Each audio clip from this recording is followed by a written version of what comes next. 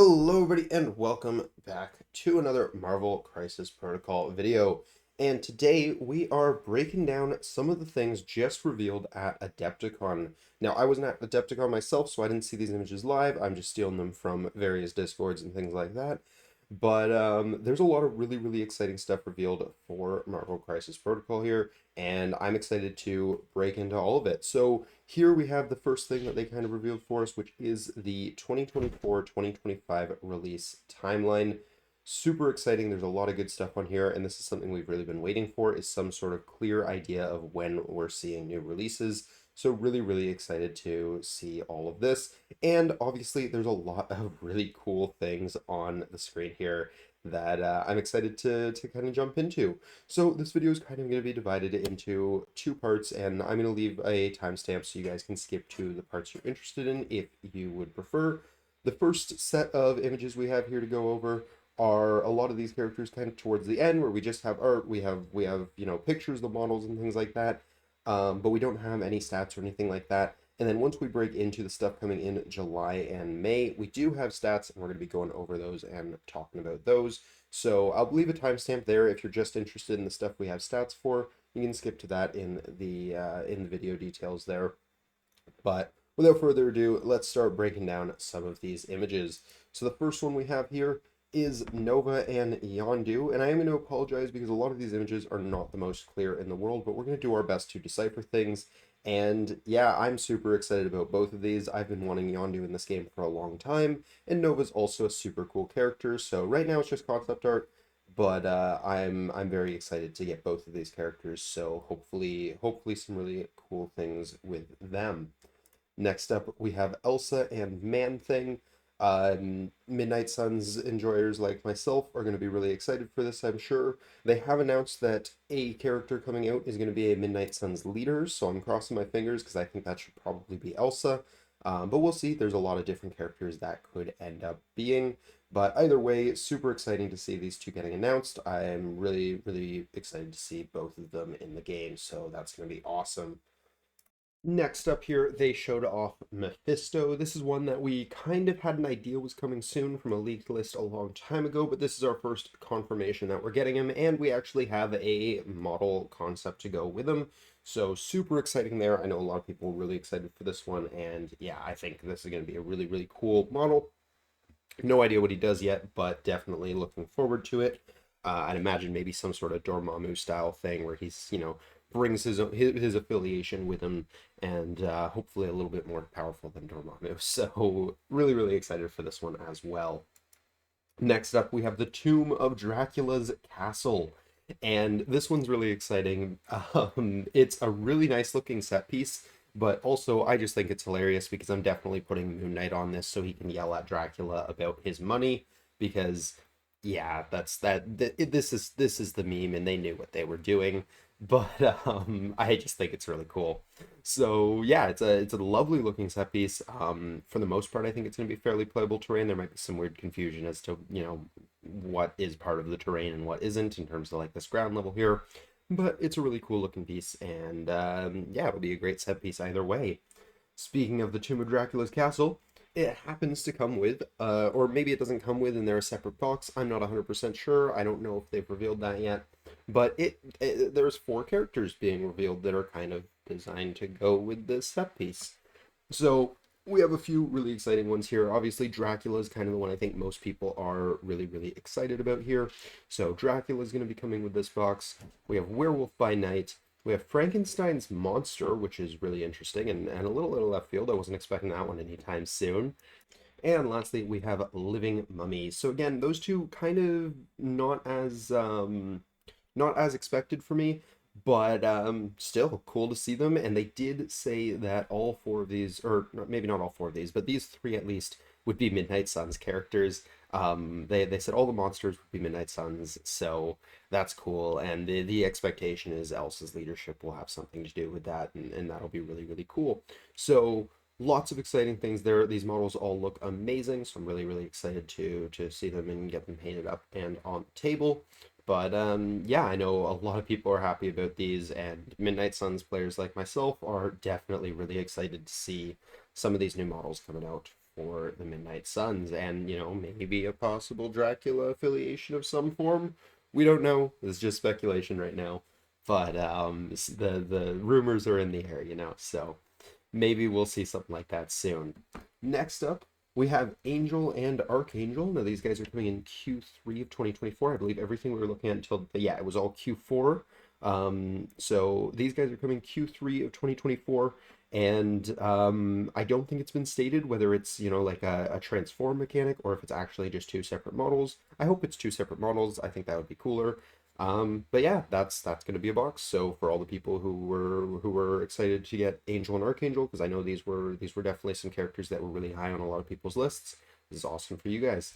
And yeah, they did a fantastic job with the sculpts here. Archangel looks amazing, and honestly, so does Angel. The wings are fantastic. So yeah, really nice looking models here.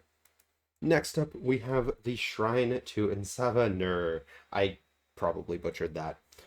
Really cool terrain piece, and kind of spoiling what comes next if you know anything about the character. Really solid looking terrain piece though. That's going to be a nice one just for, you know, it's super playable. It's, you know, flat surfaces you can stand on top of and things like that, and it's nice looking. So yeah, that's pretty cool. I think that'll go well on a lot of boards. But of course, what people are most excited for is Apocalypse himself. And there's a couple more pieces of terrain it looks like that they're showing with him here, some statues of him. But there he is himself, and he looks amazing. That is a really good sculpt. Whoever made this knocked it out of the park. Yeah, this is gonna be a really cool model. I know so many people are really excited for this one, and I can't blame them. This is gonna be really cool. So yeah, excited to see this guy when he drops as well. He's coming in Q3 of 2024 as well. Next up, we have Sunspot and Warlock. I'll be honest, I don't know that much about either of these characters, but they're coming, so that's cool. They both look really cool, and I love what they did with the flame burst here. I think that looks really good. So yeah, those are also coming in Q3 of 2024. Next up, we have Weapon X and Maverick. So we're getting an official Weapon X sculpt, which is really cool. I think that's neat. It's kind of weird because, like, I'm pretty sure Logan was supposed to be the, like, fresh out of the Weapon X program version, but I mean, this is obviously even more fresh out of the Weapon X version, so that's cool to see. But yeah, that's gonna be neat. I think they did a cool job with his sculpt. Looking at the base here, it looks like he's gonna have a custom base, because that's obviously not your standard one. So that's kind of neat. Always love when they do stuff like that. But yeah, that's gonna be another box coming in Q3. So lots of exciting stuff to look forward to for Q3 right now. Now we're getting into some of the stuff we already knew was coming in the near future. So we have Mighty Thor, Lady Sif, Thor, and Loki. So is it possible that it's just called Thor and there's no other actual name to it? I guess, because the other one is technically Thor, Prince of Asgard. I don't remember if Loki had a title before, but we don't have stats for these guys, unfortunately. This is just kind of a cool picture of the models painted up and on the terrain piece, but they look fantastic. I'm still very excited for these models because they're going to be amazing. So that is all for the ones where we just have the art. The next four, I know a lot of people are really excited for it because we actually have some stats. Now, I'm just going to put a little disclaimer before we get into the stats here that these cards are really blurry. So if I'm misdeciphering them, I apologize. You guys are welcome to get your own decipherings of these cards. Obviously, I'll have them all on the screen. But yeah, let's go ahead and get into them. First up, we have Shang-Chi and Silver Sable. So they only actually showed off Shang-Chi's card here. And just another picture of the models, which I believe we've already seen both of these models painted before. But we're getting Shang-Chi's card as well as a couple of tactics cards. And these tactics cards seem really good. So I'm really excited for Defenders receiving two tactics cards and, you know, basically a confirmation right there that at the very least Shang-Chi is going to be a Defenders affiliated model. So that's awesome to see. Now, let's start trying to break down this card here as best as we can. So, Shang-Chi is going to be a 4 threat, it looks like. It looks like he's rocking either 5 or 6 health. It's hard to tell. That number is definitely not the easiest to read. He's going to have 4-3-4, it looks like, for his defensive stats. He's a medium mover, so nothing too surprising there. This all sounds about right. His first attack here is the Thousand Shapes Strike. It's going to be range, I believe, 2, but that's, again, really hard to decipher. And it's going to be throwing, I believe, 6 dice. I actually think the image I had on my phone for this was clearer for some reason, and I don't entirely know why. But it looks like it's throwing 6 dice out, and after the attack is resolved, he's going to gain power equal to the damage dealt, so it is a builder. It looks like he can pick between physical or mystic for that attack, so that's really, really good. That's going to help him make sure he's hitting on a weak side, and with a 6 dice builder, that's going to be hitting quite well. It's got, I believe, a crit shield stagger, so double trigger staggers seeming to be a thing for some of the more Heroes for Hire centric characters. I'm looking at you, Luke Cage, but cool to have, and on a 6 dicer, it's actually not that bad for odds, so yeah, that's a thing. Next, he has, I have no idea what the name of this attack is, but it's another attack that is some sort of kick. It's going to be range 3. It looks like it's 5 dice. It's going to cost him nothing.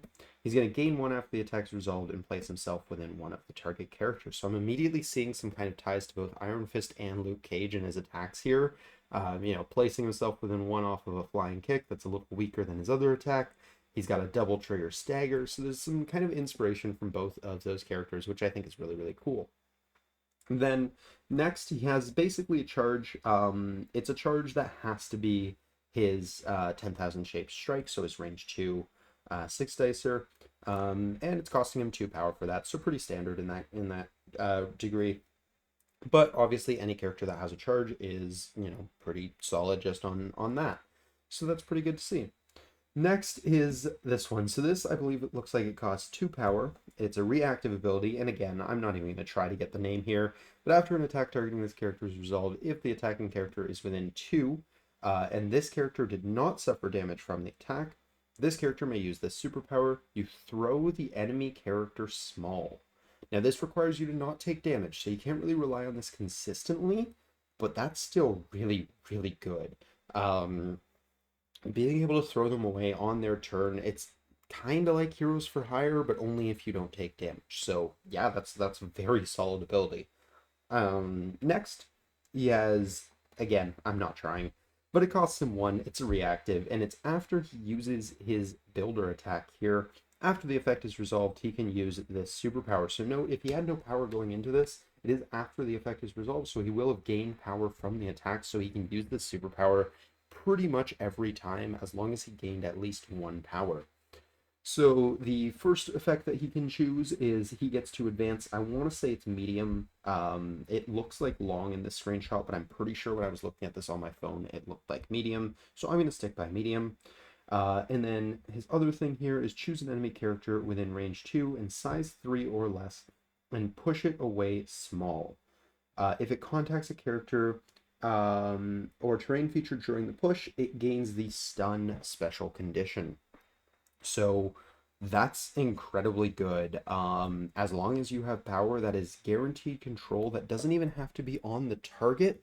You can hit the target, drop them, and then push somebody else. That's really, really good. And then it's giving them the stun condition, which is also incredibly strong, especially if you're doing that to someone who hasn't taken any damage yet. So now when they do take damage, they're not going to be getting anything for it. So really, really powerful trigger there on his attacks. But I guess kind of to make up for that, he doesn't have any sort of spender attack. So yeah, I think this is already a really good kit. And then he has something martial artist. It's basically, if the attack is coming from within 3, doesn't matter what side it's on, he's going to count blanks as successes, which is quite good. Next here, we have Street Smarts. So Street Smarts is one of the tactics cards coming with him. During the power phase, any number of allied defenders characters may spend 1 power to play this card. So play it during the power phase, good to know.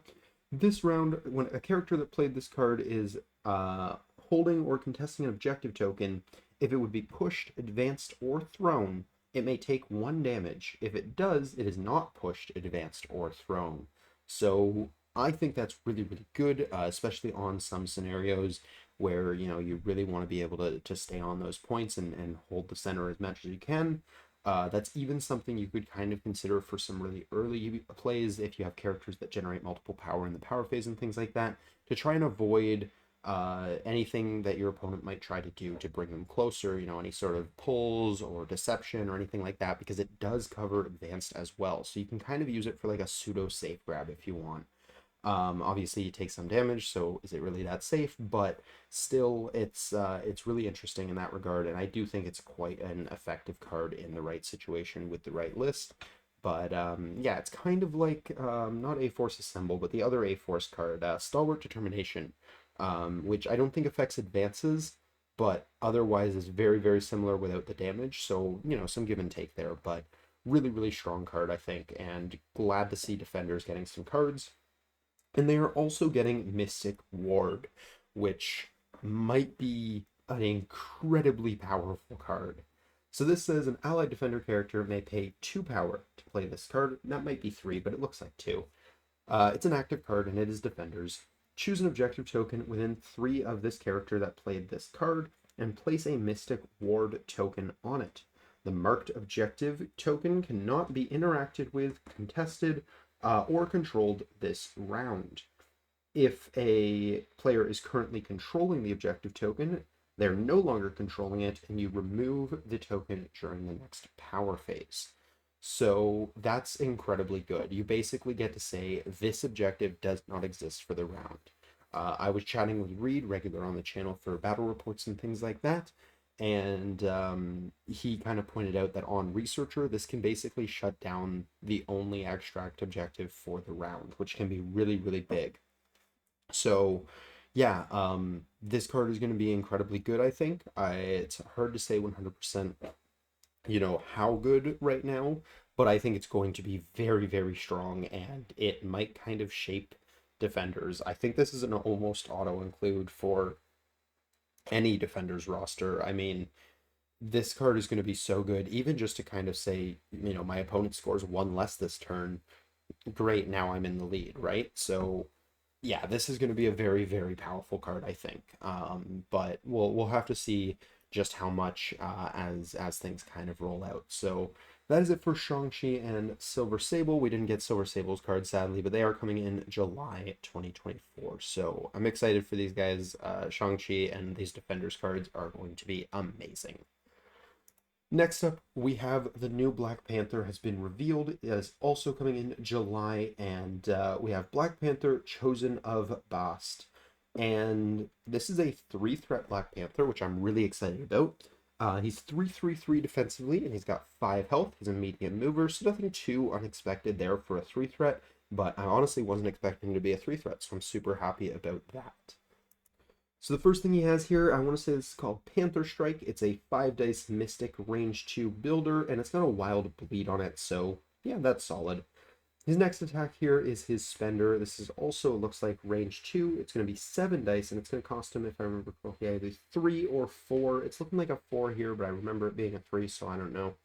But it's got a wild hit finisher trigger. After this attack is resolved, he can make a Panther Strike attack. And he can reroll any number of his attack dice during that attack.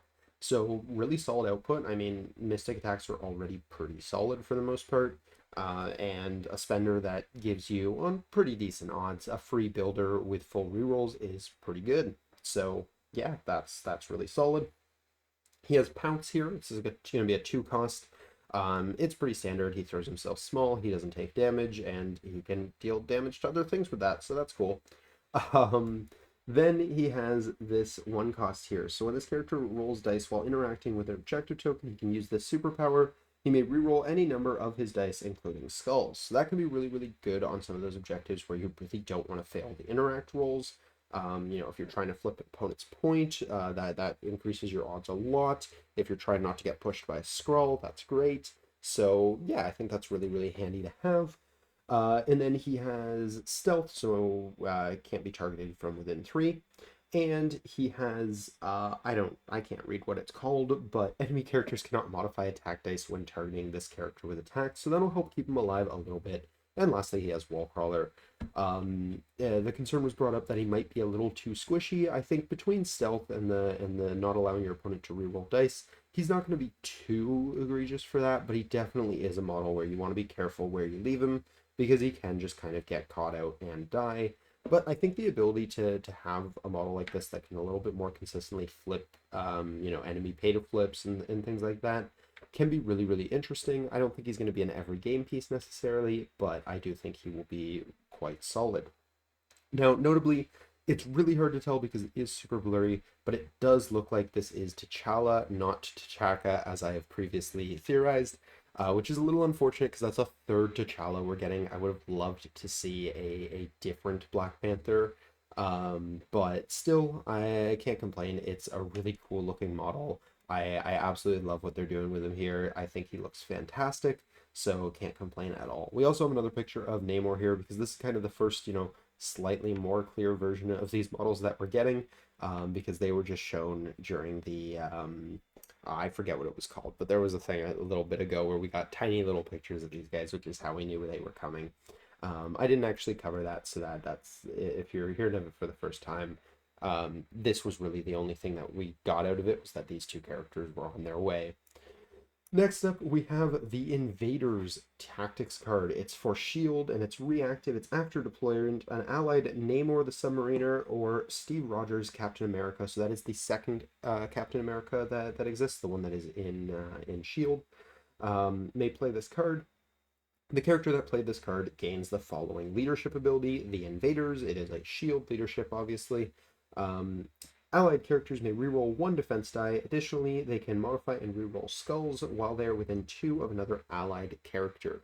So really, really similar to Miles Morales' leadership, but instead of having to contest or hold objectives, they just have to be within 2 of allies. So kind of like a, Miles, but you want to kind of stick them together sort of thing, which is honestly really interesting because Miles is kind of all about spreading out and running away with objectives and things like that. So yeah, that's pretty solid. I'd love to see it. I'm slightly disappointed we don't get an Invaders affiliation just as their own, but it kind of makes sense since I think a lot of the Invaders characters would have been Shield affiliated anyways, so that's kind of fine.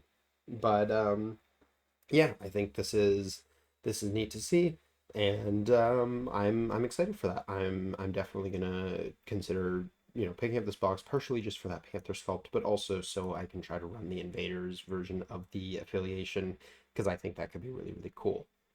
Next up here, we have Sandman and Vulture. Were both shown off, and we got some more images of their models. At this point, we've seen a few images of their models floating around, but yeah, these guys are coming in May, and there's a lot of stuff to go over here. So let's start with the construct grunts. This was memed on a lot by the community that they were referred to as construct grunts, and they're actually just named constructs and they're grunts. So yeah, I guess that's correct, which I think is hilarious. But yeah, so let's get into this here.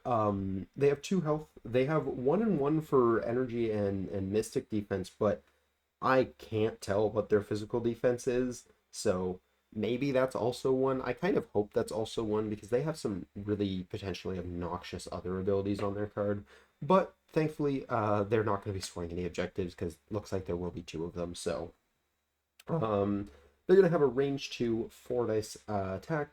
This has the ability Underfoot. If it deals damage, it gets to push the target character small. Note that that's an any size push and it's an any direction push, which is really, really big. They cannot pick up, hold, interact with, or contest objective tokens. So, yep, that's good. That's important. When this character suffers damage from a physical attack, reduce the amount of damage suffered by 1 to a minimum of 1. So that's really good because they do have 2 health, so physical attacks won't just trivially kill them in many cases. And additionally, this character cannot be thrown and does not suffer damage from collisions. So you also can't use collisions to kill them, which is one of the ways a lot of people try to kill constructs, or not constructs, I'm doing it now, grunts in the past.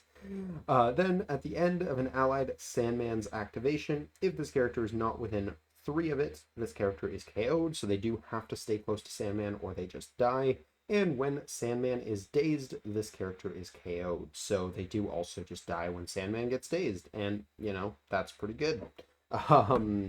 So next up over here, we have Sandman himself. And so he's going to be coming in as a 4 threat. A lot of people were expecting him to possibly be a 5 or even a 6, but he is confirmed to be a 4 threat now. It looks like he's coming in with either 4-4-2 or 4-4-3 for defenses and 6 health. He's movement small. And yeah, let's get right into his attacks here. So his first attack here is a builder. It looks like it's a 5 dicer. It's really hard to read this top attack here. I'm actually going to take a second and try to decipher some of this and then come back here. All right, so this first attack here looks like a range 2. I'm going to guess 6 dice, but it could be a 5 builder. You're going to gain power equal to your damage dealt, and it's going to have a wild throw on what I believe is size 2 or less, and once again, it's an any direction throw, so really, really powerful in that regard. So yeah, quite a solid builder right out the gate. Next, he has Sandblast. This is a beam 3 5 dice attack. After each attack is resolved, if it dealt damage, it gets to push them away small. So that's going to be the same as the grunts over here. Next is a Spender. This looks like a 4-cost Spender. It's going to be throwing 8 dice if I'm reading that correctly, but once again, really hard. This is probably one of the worst quality ones to read. And it looks like it's either range 2 or 3. I'm going to guess 3.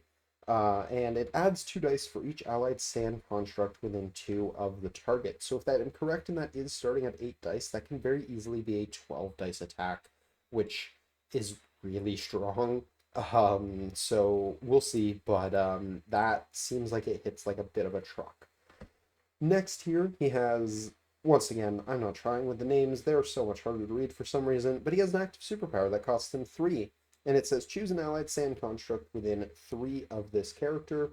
Place this character within 1 of the chosen sand construct. Then the chosen sand construct is KO'd. And then character. This character removes 1 damage from itself. Okay, so that's interesting. So he gets to teleport to one of his constructs, KO them, and then heal himself for 1. So that's really cool. Gives him a little bit of healing in there. And he also, I'm seeing now, has a healing factor. So that's really cool, which also means Exceptional is going to work on him. So he's getting a little deceptively bulky here. Next, he has this very long ability, which says you may have 2 sand constructs in your squad instead of the normal 1.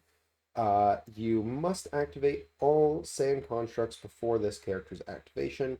At the start of this character's activation, if there are fewer than 2 sand constructs in play, this character may suffer 2 damage. If it does, you place 1 into play within range 2 of this character.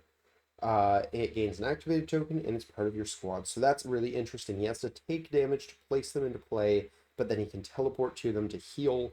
And that's kind of cool. And then he's got healing factor, so that'll also kind of, flip that. Now he can only place 1 into play at a time, so while he starts with 2, it's not going to be that hard to kind of keep him down to only having 1 a lot of the time, unless he wants to start dealing significant damage to himself.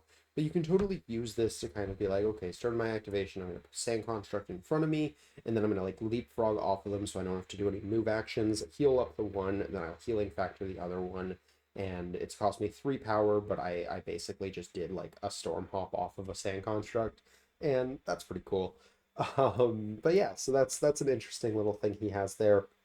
And then he has sand manipulation. He gains 1 power whenever an allied sand construct deals damage or suffers damage from an enemy effect. So that's just something to help him gain power a little bit faster. And yeah, I think that's going to be really useful for him because he has some potentially really, really powerful spenders and things going on there. And then lastly, he's got Wall Crawler, so that's pretty useful. Next up, we have Mr. Toombs himself, the Vulture. So this man is coming in at a 3 threat. A lot of people were speculating that he might be a 2, but they have decided to make him a 3. He's coming in with 3-3-3 for his defensive stats and 5 health, so pretty standard for a 3 threat there. And he's got a medium move. His first ability here is a range 2 5 dice attack. After the attack's resolved, he's going to gain power. And it's got a wild bleed, so nothing too special there. I'm also just going to backtrack myself there a second because I realized I said medium move, and a lot of people were expecting or hoping this character would be a long mover, so that's definitely noteworthy there. But looks like he does have some mobility shenanigans, so we'll look at that in a second.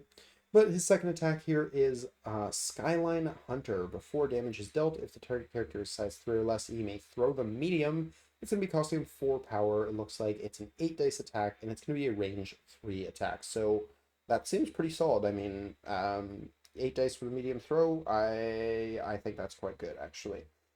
It is only, looks like size 3 or less, so, you know, you won't be able to hit the big boys with that, but still quite good. Next up here, he has Hit and Run, and we've seen this a million times before, but it's going to cost him 2. He gets to make an attack followed by a move, so that's pretty good. That definitely fits for Vulture and gives him a little bit of that mobility that we expect from him. Next he has, I want to say this is called Acrobat. It's going to cost him 2, and it says, during its activation, when this character begins a move action within range 2 of an enemy character, it may use this superpower after this move is after this move action is resolved. I missed a word there. Place the enemy character within range 2 of its current position. The superpower can only be used once per turn. So that's really interesting. He gets to kind of hop off of um or he gets to hop enemy characters to where he lands. That's really really cool. He can definitely do some rude things with that, and it does only cost him 2, so that's pretty cool. You can definitely combine that with Hit and Run, so you can, you know, attack someone and then pay for this, and during your move action drag someone back with you, so that's really really cool. Next, he has Scientific Method, or Scientific Hubris, rather. When he rolls dice, if he rolled any, oh, is that a crit? I think that's a crit. He gains 1 power. So yeah, that's all. That'll help him get some power going for things like that spender and his not expensive, but like a kit with multiple abilities that he wants to be using somewhat often. And then lastly, he's got Flight. Surprise, surprise. So yeah, I think really, really cool looking character there, and I'm still very excited for both of these. I think Sandman's going to be a lot of fun to play at least. And, you know, Vulture, I think he's solid. I don't think he's anything particularly crazy, but he's certainly solid. So yeah, I look forward to seeing both of these when they come out, and hopefully we'll get some spoilers for the other two somewhat soon. Lastly here, we have, oh boy, this is super zoomed in. What are we doing here? We got Scarlet Spider and Gwenom. So these guys are also coming with a card that I'm really excited for, so we'll talk about that in a moment. But they've showed us Scarlet Spider's card, and he's coming in May of 2024. So Scarlet Spider, Ben Riley. He's going to be 4/3/3 with 6 health and 4 threat. He's going to be moving medium, and he's a size 2, so nothing super unexpected there. But once we get into his abilities here, we're gonna see he kind of follows what I consider like the Web Warrior formula. He's got a lot of the same things that the rest of them have going on, and I don't know why this image looks so blue compared to the others, but it does. So he's got Scarlet Strike. I'm gonna approximate these names. Range 2, 5 dice attack. After the attack is resolved, he's gonna gain power equal to the damage that he dealt. It's got a Wild Hit Elusive. He's going to get to advance small after the attack is resolved. Solid things there. Impact Webbing is a range 4, 4 dice gainer attack. He's going to gain 1 Wild Push on size 2 or less away small. Both things we've seen almost word for word on other Web Warriors in the past, so not too surprising here. He has whatever a spider can, so he stole Amazing Spider-Man's Spender. It's going to cost him 5. It's going to be an 8 dice range 2 attack. After the attack is resolved, he may advance medium, and it's got the Wild Catch trigger. So after this attack is resolved, you may choose an interactive terrain feature of size 2 or less within one of this character and destroy it. The target character suffers a collision as if the terrain feature was thrown into it. So notably, he can choose to advance with that medium advance before destroying a size 2 terrain feature, so he can advance into range of 1 if he wasn't in range at the start of his activation here. So this one next ability is really really neat here. It's a range, or sorry, it's going to cost him 2, and he's going to choose an enemy within range 3 and line of sight. He's going to push it towards him small. Then he's going to place himself within range 1 of the enemy character. The superpower can only be used once per turn. So that's really cool. You get some control and you get yourself a place off of the same ability.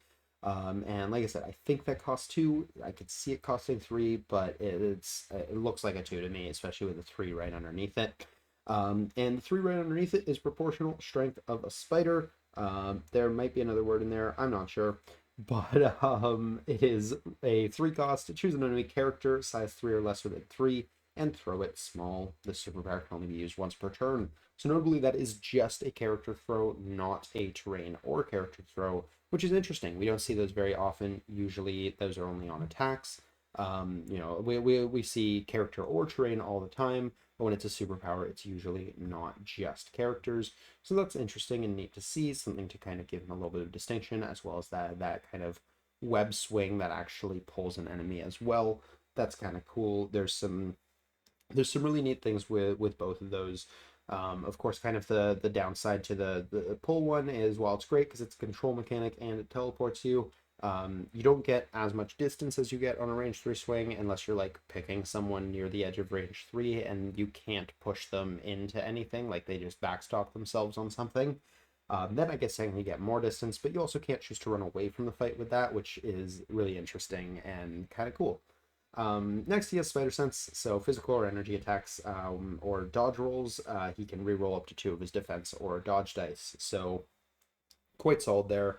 And then, of course, he has Wall Crawler, because he wouldn't be a Web Warrior if he didn't. I guess I'm kind of excluding Black Cat now, but, you know. So yeah, I'm a little disappointed with his card. I think he's just a little boring. He just kind of seems like he's copy pasted a lot of the other Spider-Man things, which I know is 100% on brand for the character, but it's a little bit boring. Still, I think the web, whatever this is called, where he gets to pull someone and teleport, is really cool. I think that's an awesome ability, but the rest of it I would have liked to see a little bit more unique things from. But still, I don't think he's bad. I think he's going to be quite solid. And yeah, we'll see how things kind of play out with him. We got another picture of the models here, which, I think they're both great models. I'm still super excited for Gwenom, and I'm a little bummed that we didn't see her card yet, but I'm also terrified because I really want that card to be good. So, but yeah, we'll see. I'm definitely looking forward to seeing her. And next up, we have the Venomized Tactics card, and I am so excited for this card. So the Venomized card is a unaffiliated active action card, so it will take an action to play this card. And it says an allied character may spend 3 power to play this card during its activation. For the rest of the game, the character that played this card lowers its energy defense by 2 to a minimum of 1. But for the rest of the game, the character that played this card gains the attack shown above, and it's basically Venom's Spender. It's We Are Venom, or something to that effect. It might say We Are Hunger, which kind of makes sense because you might not actually be Venom. But it's a range, I want to say 3, 7 dice physical attack. It's going to cost you 3 power, and after the effect is resolved, you remove 1 damage from yourself for each damage dealt. And I love this. I think thematically it's super cool. I'm mildly disappointed that it doesn't give you the symbiotic instinct superpower, but that might have been too good, so understandable. Um, but I think there's some characters that could be really, really neat with this. First one that comes to mind just being Hulk. Yes, -2 on his energy defense sucks, making him a 4-1-3 defense line, but giving him healing, and then as he takes damage, that healing is going to be more effective because he's rolling more dice, seems kind of obnoxious. So I'm not 100% sure, but I think that could be really, really interesting. I'm definitely going to play around with it, and I'm definitely going to have to get myself another Hulk model that I can all venomize up if it ends up being good, because that's going to be really, really cool.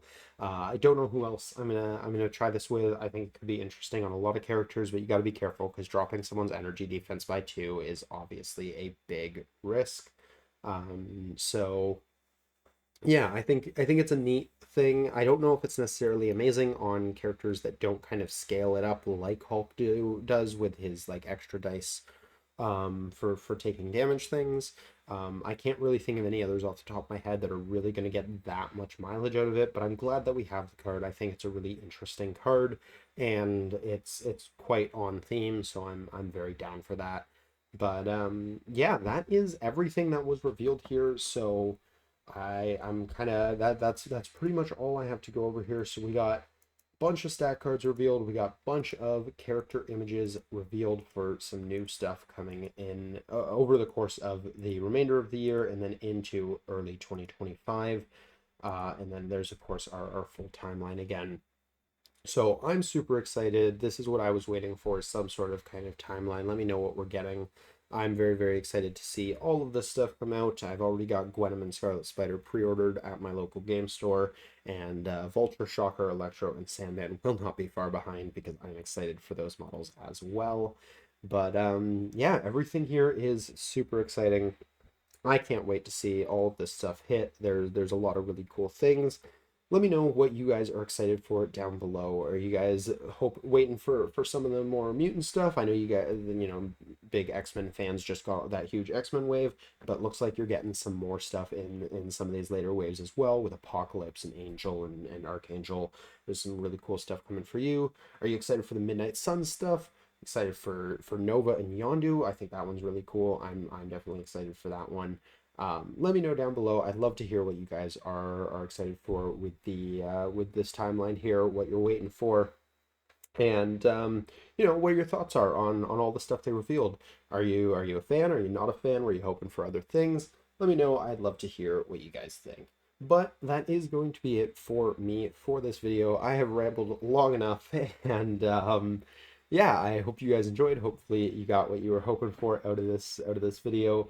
And yeah, I think that's about it. If you did enjoy, please do drop a like down below. Subscribe if you're new to the channel. We do battle reports and things like character spotlights and things like that all the time. And whenever there is big news like this, I try to cover it. So if you're interested in any of the above, feel free to join on in. But that is all for me. So until next time, everybody, have a great day. Peace.